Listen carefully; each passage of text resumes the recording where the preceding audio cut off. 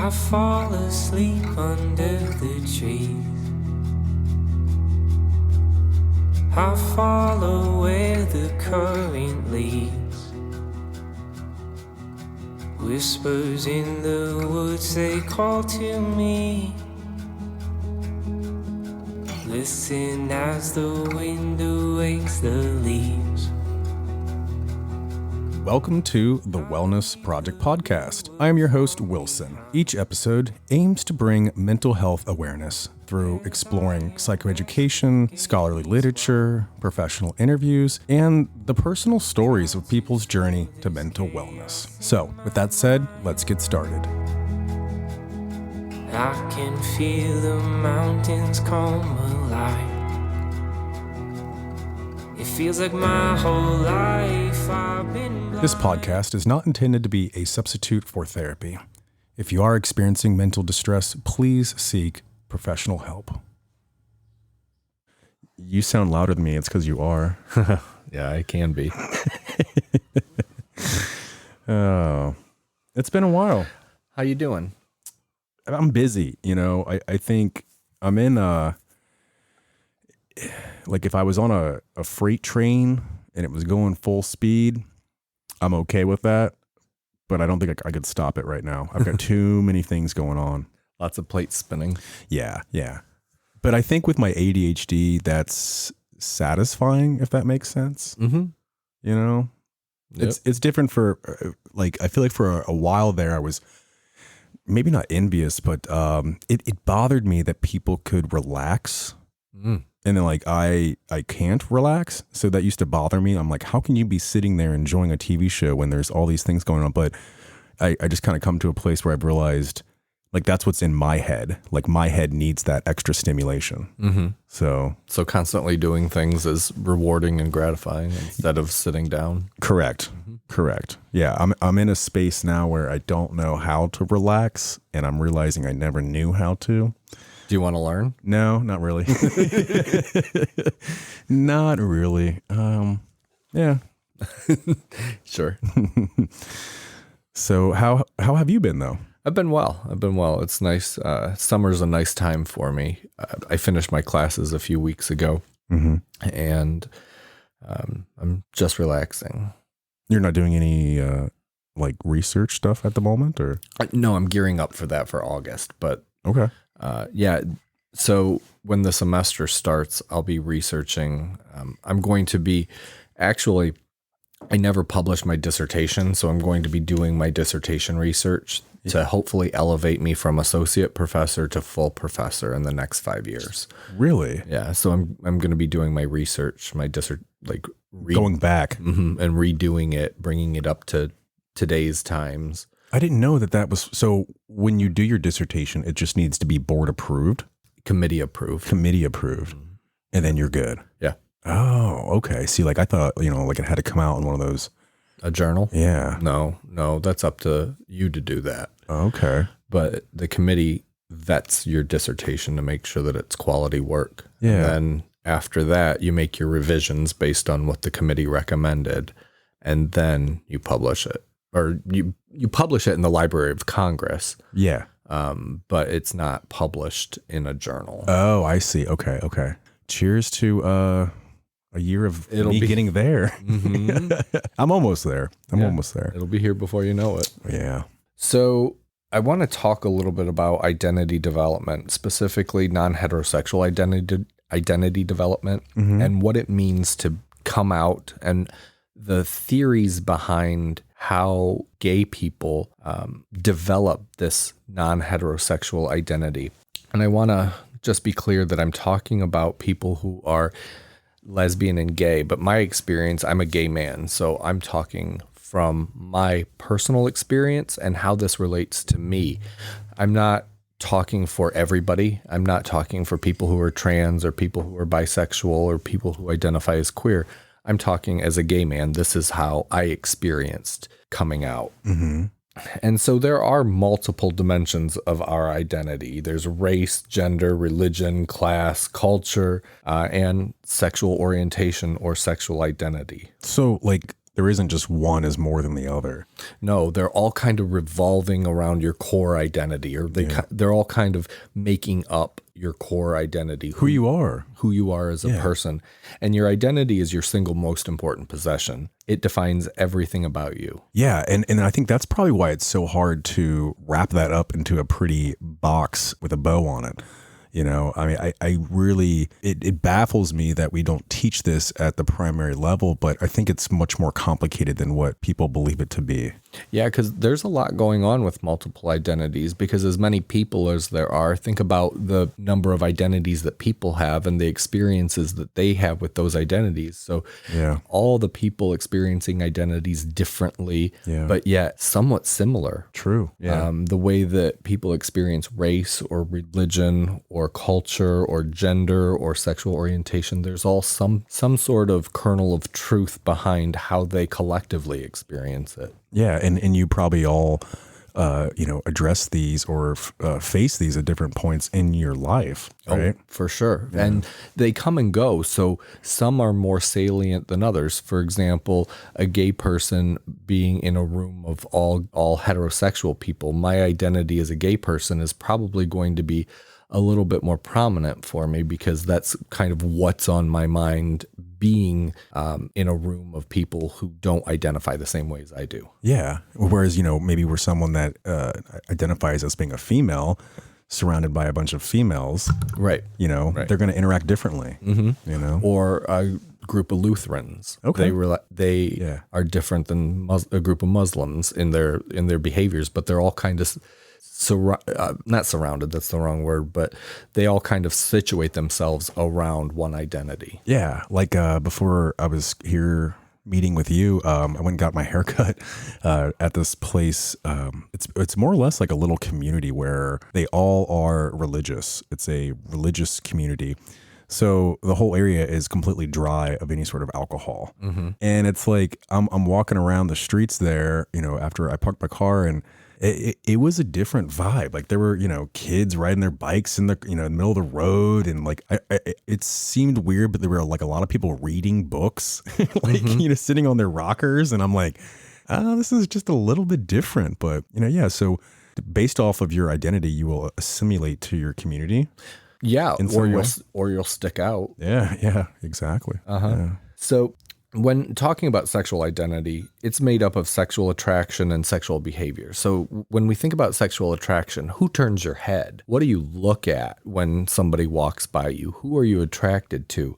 And in my research, I found that typically for gay people happened around age 11. Mm-hmm. That's when they first started noticing, oh, okay, well, somebody's turning my head. Yeah. But then sexual behavior, how you act on that, it's how you act on your attraction. It's what you do. And my research shows between ages 15 and 16 is when first same-sex sexual behavior was occurring. Did you have any kind of comparisons to what heterosexuals were? No. Okay. No, I only study gay people. Because it seems similar. Yeah, I would imagine it's similar. Yeah. And then sexual identity is something that happens a little bit later. It's how people identify themselves based on their sexual attractions and behaviors. And that was around age 18 is when people first started coming out and identifying themselves as not heterosexual. Yeah. And that's probably for a lot of reasons, I imagine. I mean, let alone developmentally, but just, being out of your own home community and, sort of starting fresh without your like high school influence, right? Sure. A lot of students, when they leave the house, particularly those who I study are college students. Right. And when they get to college, that's when they start coming out. They start realizing that, hey, I can be myself. Well, or at least start that journey. I imagine like they're extremely vulnerable. Yeah. Coming out is a lifelong journey. It never stops. Even though somebody might come out and to themselves and to their others. But I was sitting on an airplane last week and this woman looked at me and she said, "Oh, do you have a wife?" Yeah. And I thought, well, I got to come out to her or lie to her. I never thought of it that way. Like you actually come out multiple times. Mm-hmm. Yeah. It never ends. It never ends in that way. No. So I looked at her. I said, "No, but I have a husband." Yeah. Well, what was her like reaction? Like, okay. Oh, okay. Yeah. Okay. Mm-hmm. Yeah. Yeah. But I didn't think of that. Mm-hmm. Interesting.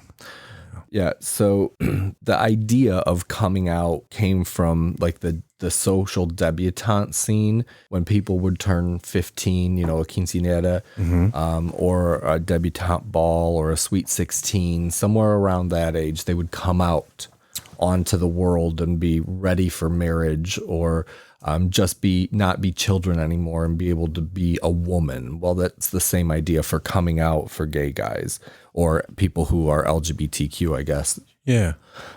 But it's coming out onto a social scene. It's disclosure of your sexual identity. And, the closet, coming out of the closet. That closet is used to represent darkness and hiding before coming out onto the social scene. Yeah. It's more of like a metaphor. It is. Yeah. Completely. And there are risks of coming out and there are benefits of coming out. So some of the risks, you're becoming more visible and vulnerable. You might become the victim of prejudice or violence or discrimination. I think, coming from like the heterosexual world, making jokes or sexual slanders towards minorities in that way, for some people, they just don't know. Like if I was in presence of someone and some joke was made, by someone else, unless we knew or that person had come out, right. I mean, not that it wouldn't be socially appropriate, but I think it is important to come out. Yeah, on multiple levels. And it depends on the situation. Yeah. I mean, I don't need to go to the grocery store and come out to the cashier there. Yeah. But it absolutely depends on the situation. Yeah, because there was I had a guest on prior to this, and they were talking about just how fearful they were in more rural areas or communities that maybe were perceived as being less gay friendly. That was really scary, and that they were really uncomfortable and did they went back into the closet, so to speak. Yeah, it's a negotiation for your safety for sure. Yeah, and I guess being a traditional heterosexual, I don't really think about that. I kind of go through the country, and I guess it generates more empathy for me to think about how someone that is gay does travel throughout the country. Yeah, stereotypes are influential for sure. They're influential on me as a person, as a gay person, and how I feel about others. Mm-hmm. But there's also somewhat of a kernel of truth in stereotypes. They came from somewhere. There's a reason why they're a stereotype. Yeah. So it's as long as the stereotype isn't hurtful. So when I first came out, I was really happy that I could arrange flowers and people wouldn't be like, "What's wrong with you? Why is the dude arranging flowers?" Yeah. I was loving it. I thought I could finally now adopt some of these stereotypes to my life because it was true. Yeah. Well, it's so interesting you mentioned that. I mean, I really don't want to travel too far down this road. I think you and I have many podcasts in us, but I was thinking on the way here, the whole idea of being a feminine heterosexual or a masculine homosexual, and it's sort of by proclaiming your sexual identity, you get to kind of tap into those in a more acceptable way. For sure. Right. You can explore. So feminine and masculine are gendered terms, right? And gender and sexuality are very closely related. Right, but they're not the same thing. They're not the same thing. Yeah. No, but gender being masculine or feminine and all of the things that go along with what it means to be masculine and what it means to be feminine. Yes, I think somebody who comes out can start exploring those a little bit more than trying to conform to being what society thinks. Yeah, and that's fluid on both ways. Like for a heterosexual man to be feminine, they're more than likely getting made fun of. Yeah. In general societal terms, whereas, the opposite would be, I guess if a homosexual was more masculine, they'd be like, whoa, like that's not normal. It's like, excuse me, like normal, like I can't be gay and chop wood. Like, what does that mean? It's almost more accepting the way the way that we play out the gender roles. Mm-hmm. Yeah. So there are some theoretical models about coming out, and how people progressed through coming out. And the one that I often use is Vivian Cass's model of homosexual identity formation. That was done in the 70s. Yeah, so very new here, folks. Well, it's withstood the test of time. Yeah, thank goodness. But I mean, I'm just saying, like, I want our audience to understand that these models are pretty fresh. Relatively speaking. Yeah. This was done in the 70s, but the way that theoretical models tend to progress, they're either really good or they get revised a lot. Mm-hmm. And new ones come out. And this one, so far within identity development models, is a good one. It's a nice stable one, and it's a stage model. So it says you start at one point and you end up at another point. Mm-hmm. And as you progress, that's how you develop. And there are 6 stages in Cass's model, and I'm just going to go over them briefly all together, and then we can talk about each one individually. Sounds beautiful. So the way that it progresses is it starts with confusion, then comparison, tolerance, acceptance, pride, and synthesis. So those are the titles of the models, or the stages: confusion, comparison, tolerance, acceptance, pride, and synthesis. Cool. So I want you to hear in my words how I experienced each of these stages. That would be great. So confusion, I thought, could I be gay? I know I'm not supposed to be gay. Society tells me that this is not how I should be, but I'm attracted to guys. How old were you? This was 11-ish. Yeah. Mm-hmm. Yeah, I'm attracted to guys, but it's probably just a phase. Maybe. So I really wrestled with that. And then I moved into this comparison stage where I thought, well, maybe this does apply to me, but I didn't know what it meant to be gay. Yeah. So I'm questioning, what does it mean to be gay? How is being gay different from how I am now? How would I be different?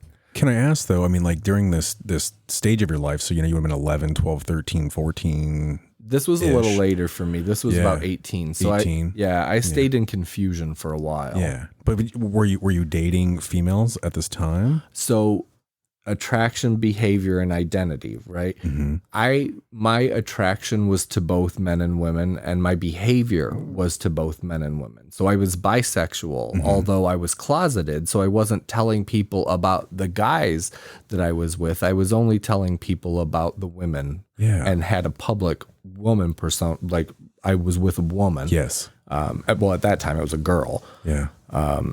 Because we were both under 18, but yeah. And then, so I was in confusion for a long time. And then I started comparing this. What does this mean to be gay? How would my life be like? Maybe I can identify as straight, but just quote unquote mess around. Yeah. But like, mind you, like, when you're going through this phase, you're doing this on your own, like all in your own head, right? It's not like you're going with a therapist or you're, did you have like a friend that you could open up to about this? No. Right. No, I really was struggling with this on my own. And I didn't have a theoretical model to try to apply this to say, okay, well, this is what you might be going through. Sure. And when I did find this theoretical model, I was like, boy, I wish I had this. This Couldn't would have been a pamphlet helpful. or something? Like, no, definitely. Yeah, I just think about those kids that are in this comparison stage, or the first one, the confusion stage, and really don't have anyone to bounce ideas off of or to sort of sort that out. Yeah, it's really messy. Yeah. It's messy. It's a lot of trial and error and finding things on your own and being scared that somebody might see your search history if you have something gay in your search history. Right. So, and we'll talk in a little bit about some research that has been done on these models, but at this point, it influences their psychosocial well-being. Oh, absolutely. Their psychosocial well-being, or how good they feel about themselves, starts to dip as they start to come out, because they're like, I'm not normal. I'm not like society. I'm going to be having some problems. Yeah. But then as they come out and move through these stages, their psychosocial well-being goes up. Sure. It goes higher than it was in the earlier stages. Yeah, like I would be curious to. I don't know if there's any research out there yet that can support the idea of like how many folks turn back or in this confusion stage, or like, maybe I am heterosexual and I just hadn't figured that out. This was not a phase, but something that I hadn't quite come to terms with, you know? I would say not many. Yeah. Not many. Once they start through these stages, they continue. Yeah. Not quite often. I don't want to say. The tragic part is when their psychosocial well-being dips, when they're in the confusion stage or the comparison or the tolerance stage, and it dips and they can't find any other outlet except for suicide. Yeah. And that is the terrible piece that these kids, these young kids they face. Yeah. And in that, whether the confusion or the comparison stage is probably where we need the most help. Absolutely. It's where it's where they're feeling at their lowest. Gotcha. So then moving into tolerance. So confusion, comparison. Now we're moving into, I moved into tolerance, and that is tolerating myself, or tolerance, testing the waters to tolerating the waters. So the way my mind was thinking was, I really think I might be gay, but I don't know much about what that means. Yeah. I might be gay, but I want to test this out first. Let me test what it's like to be gay. I'm going to hang out with gay people, but I'm not going to tell anybody who's not gay about it. Yeah, that was, I've been your friend for a long time, and that was always something that was hard, I think, from a heterosexual friend's standpoint, is this sort of secret world. Even though it's not a secret world, it's just a world that I'm not a part of in your world, if that makes sense. You know, like, I don't know. And at that tolerance phase, that's what I wanted. I wanted to compartmentalize it because I wasn't ready to tell my friends yet, because I still wasn't sure who I was yet. Sure.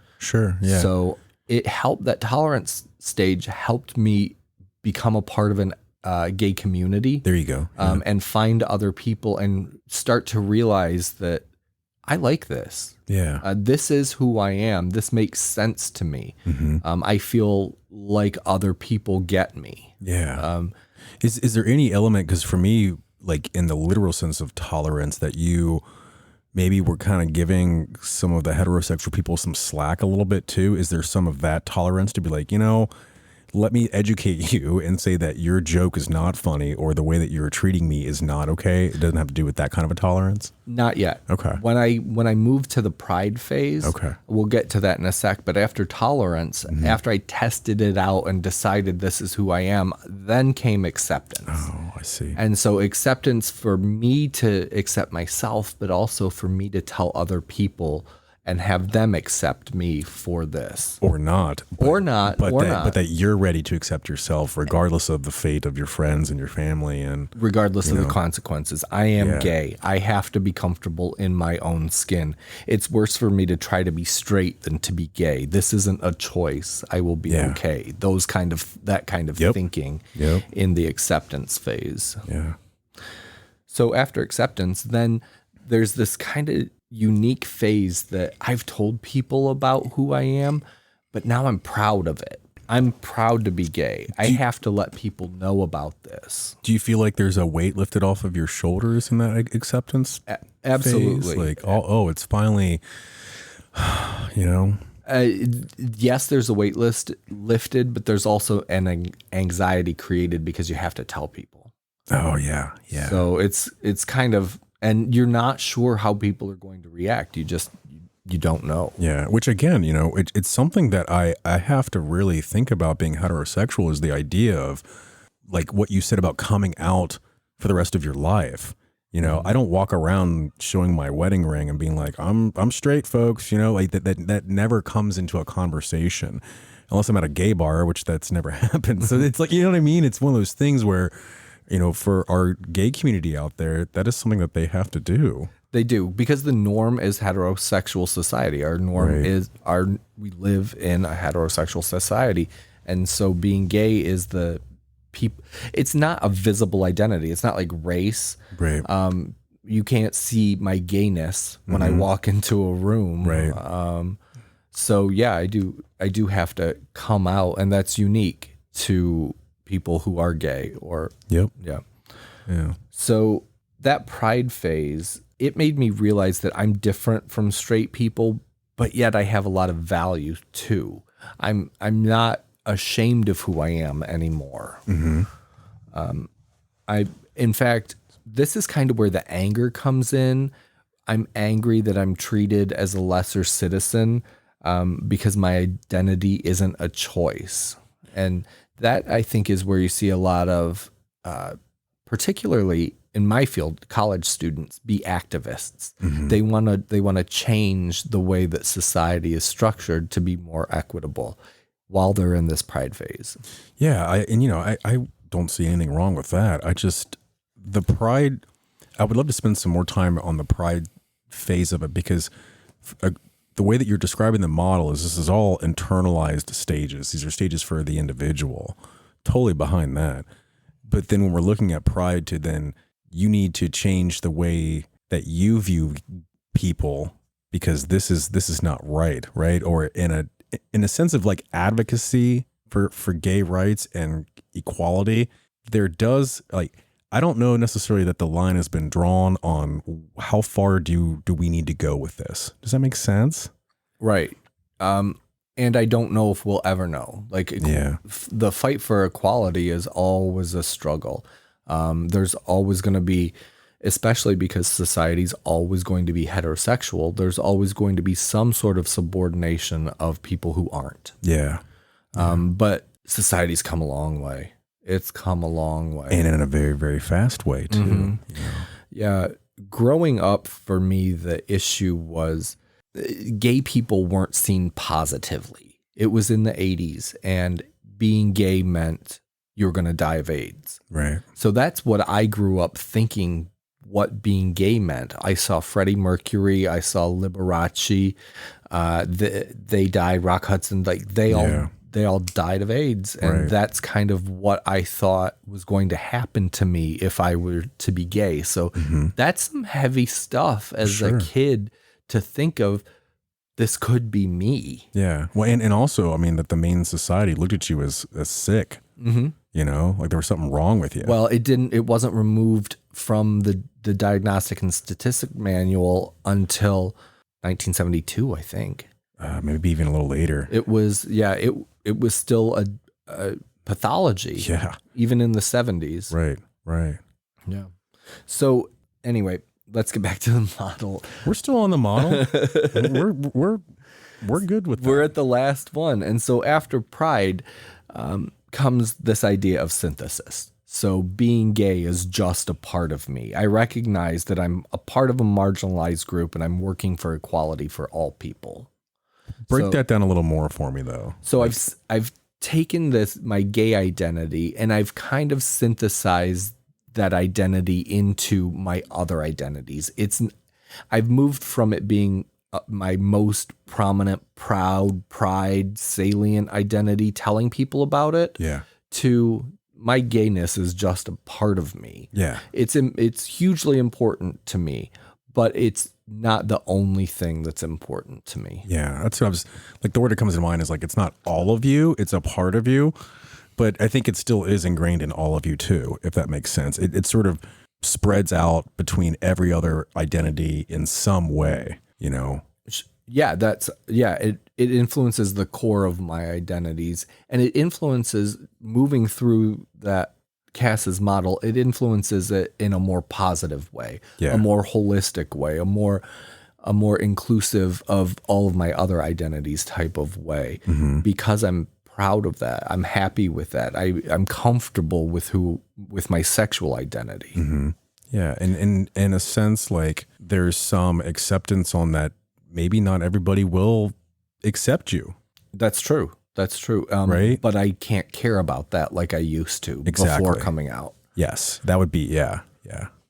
Before coming out, I was really concerned with what would people think. Yeah. And as I became more comfortable with who I am, I was more concerned with being myself. Yeah. And less concerned with what would people think. Well, and then also like at that last stage, you know, you hopefully have a strong support network within your own, you know, world that carries you through just like everybody else. Yeah. You know? And those are the ones that mean the most. Right. I've weeded out the other ones. Yeah. The people who didn't accept me for my sexual identity. Yep. There are other models of identity development.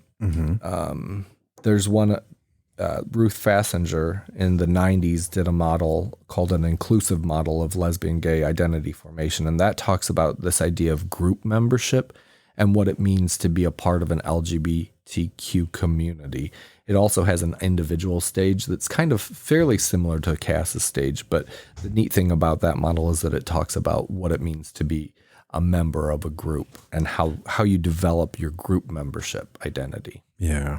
See, the thing I like about Kaz's though is it's like it doesn't just segregate or stop with sexual identity. I think it's very, you could use it in a lot of different forms, you know, whether you're on a heterosexual path in some sense, to a race, to a gender, right, or to a disability, perhaps. Like it just seems much more generalized than some of the other ones. Well, it's specific to sexual identity development for sure, but the nice thing about it is that it is generalizable to a lot of people. Yeah. I don't want to speak for everybody, but we all gay people kind of go through something like this.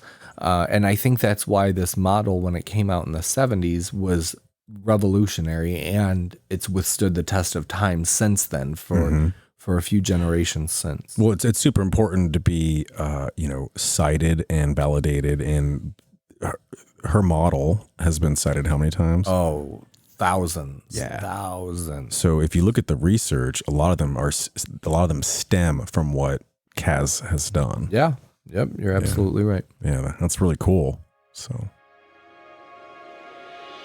I used to spend my days waiting for the shoe to drop. I would compare myself to everything I'm not. I'm learning lessons from every battle that I fought. Thank you for listening to the Wellness Project Podcast. We appreciate your support. Our goal is to spread the message of mental wellness awareness. You know how this digital world works, right? So please feel free to share our content with your social network. If you would like to be a guest on the podcast, you can email me at thewellnessprojectllc@gmail.com. Again, that's thewellnessprojectllc@gmail.com. I'm looking on the brighter side.